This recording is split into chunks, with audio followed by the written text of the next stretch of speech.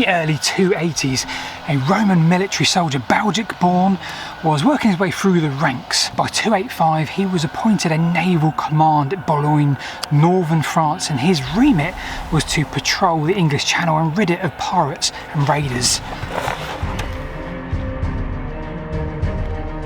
This command, this navy, was likely the Classis Britannica, the fleet in the British waters, originally founded over 230 years ago, but now resurrected to curtail this ever-growing threat.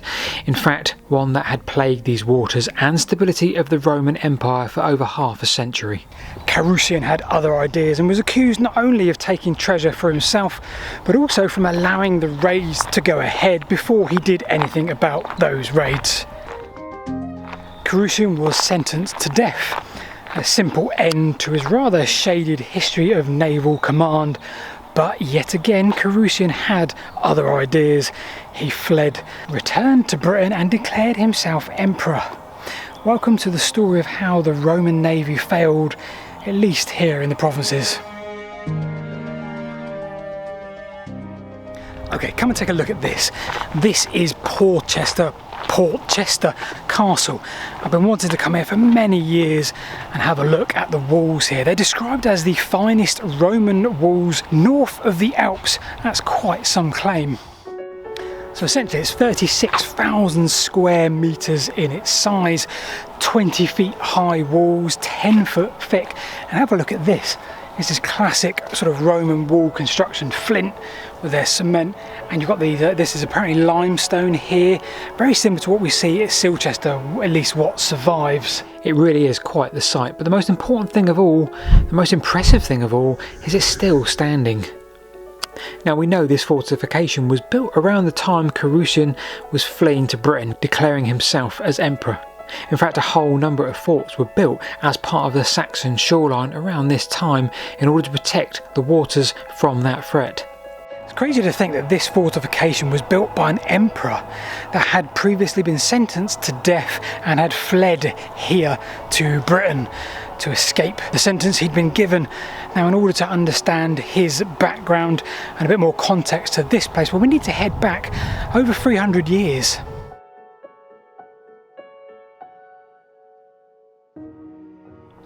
The year is 56 BC and Caesar is doing his thing, trying to conquer a number of Gaelic tribes in this area. The Gaelic wars are in full swing, and we have our first mention of a Roman navy. In fact, we have our first mention of a battle outside of the Mediterranean Sea. They paid the price, and Caesar himself suggested they were not prepared. They knew nothing of the intricate coastlines around Brittany. So when they came up against the Veneti tribe, a maritime tribe at that, disaster struck for Caesar. The Veneti had ships with no oars, high sides, and they were made of solid oak. They took advantage of the Roman fleet light galleys. They rammed and boarded with great ease.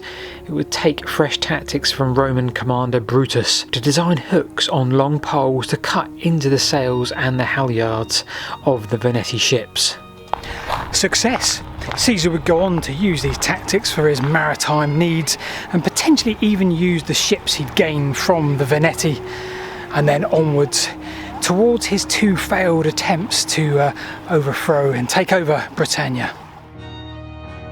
Now the key point here is when he did those invasions of Britain, well, the naval aspect still wasn't seen as something important. In fact, the troops that he took across the Channel, well, they were taken and transported via what he referred to, or they refer to as transport ships.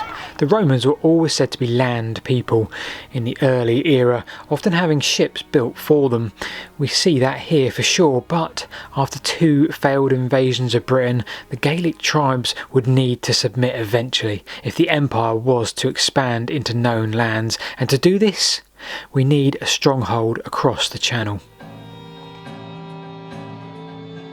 Caesar wrote a lot before and after his attempted invasions of Britain. These are a fascinating read, not least his attempts to understand the tribes and the ports and all the warlike stuff, but also the intricacies of life. From noting the nights are shorter, the cold is less harsh, to his estimates on the circumference of these lands. I often wonder how much of his writings were used in future generations.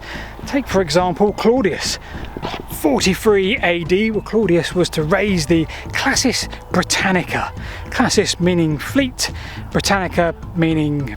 There are many before this version, but once again we aren't seeing the fleet used for battle in a conflicted sense.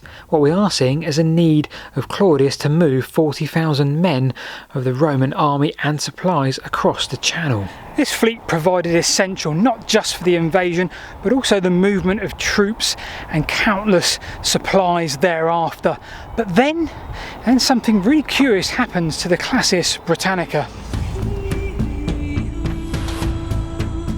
The fleet vanishes from existence. In fact, Tacitus notes that when Suetonius crossed to Anglesey immediately before the Boudiccan rebellion, well, there was no evidence whatsoever of this Classis Britannica. This would be the perfect place for us to see evidence of it in existence, but we have absolutely nothing. Despite this, the fleet is made formal, and we do see sporadic mentions, but nothing hugely tangible, at least in the sense that we would understand from the word navy today. The Portchester Roman fort here is something else. Now, it's not my point today to go into detail about that, but perhaps there'll be other YouTube antiquarians that may cover that subject. So back to 83 AD, and Roman governor Agricola is noted as circumnavigating what is now Scotland with this fleet, and even he's noted as attacking the eastern coast. 200 AD, and peace had reigned in the empire for a number of decades now. The empire had expanded, not completely as desired, but certainly from a naval perspective, all was gravy. But this wasn't to last. This complacency would almost be the undoing of the Roman Empire. A period of quick succession in emperors and a significant unrest in the provinces of the empire led to the construction of a number of forts, whether new fortifications around towns to protect them or areas of strategic importance. And that brings us nicely to here, Portchester, and what's referred to as the Saxon Shore, a term referred to in a Roman governmental document. Now, there are various theories that compete with what exactly the Saxon Shore meant in these words. 1. Carausius was the commander of the Classis Britannica and simply came here at the time of the fort's construction with the Saxon shore lines. Or 2. He himself played a significant part in their construction. Certainly here at Portchester there is a strongly held belief by some academics that this is the case. Either way, 285 or 286, Carausius has the entire fleet, the Classis Britannica, at his disposal. Add to that 3 Roman legionary armies, add to that foreign auxiliary units, barbarians, absolutely everything he could ask for.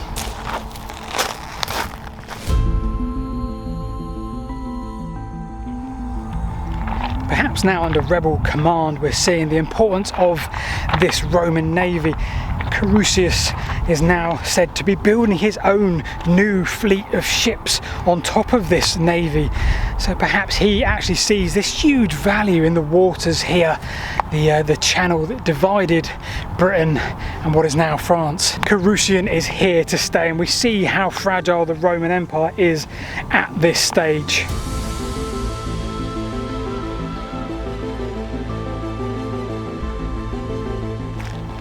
Such was the bizarrity of the situation here, where Carausian was really settling into his role, his desire to legitimise his stay here. Well, he started to mint his own coins. Some of the evidence has been found here to suggest that that's when this was built. Because of those coins, now of the 100 or so Roman milestones that are left in this country today, well, there's one with his name on up near Carlisle. His desire to legitimise his stay here really seemed to have worked. It would take almost a decade for the Romans to realise that the only way to regain control would be via the navy. Constantine Chlorus had ordered a new fleet of ships to be built for this specific purpose. In the meantime, 293 AD, Electus, second in command to Carausian, murdered him and seemingly assumed control over Britain pretty successfully. A few years would pass until Chlorus would regain control of Britain. It's not the plan of this video to detail that battle, but suffice to say, for the Romans it was a successful one. Chlorus would arrive soon after the battle and its completion. I really enjoyed my journey today, walking on the outside of Portchester Castle, the grand walls, the magnificent harbour the other side. It really gives you a sense of the history that was here. Speaking of the walls, if you want to learn a little bit more about them, then you need to go and subscribe to this man's channel. WC21 UK Productions Limited, and there you'll find a video that looks at why this particular Roman fort survived the immediate post-Roman period where others fell. Links in the description below. See you this time next week.